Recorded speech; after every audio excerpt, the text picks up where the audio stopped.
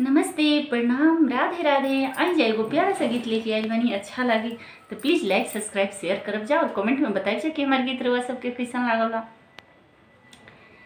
राजा जी के बाग में छैलवा जी के बाग में छैलवा जी के बाग में ए मोरे लाल फूलवा एक फूल हेला हो गुलाब। ए मोरे लाल फूलवा एक फूल हेला हो गुलाब।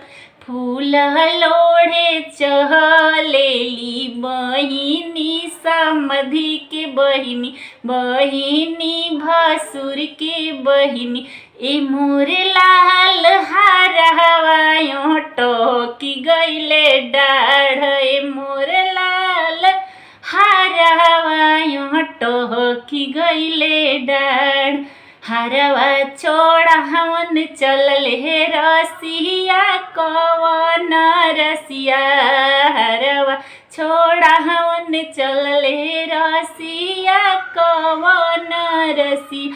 ए मोरे लाल हरवा धई धई खेले हो शिकार। ए मोरे लाल हरवा धई धई खेले हो शिकार।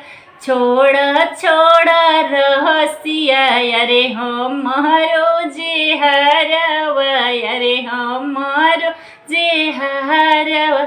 ए मोरे लाल टूट जाई है गालवा के हार। ए मोरे लाल टूट जाई है गालवा के हार। हरवा के बदल खेलड़ो हरवा पहिरइबो, अरे हरवा पहिरइबो। ए मोरे लाल हरवा धई धई खेले दना शिकार। ए मोरे लाल हरवा धई धई खेले दहो शिकार।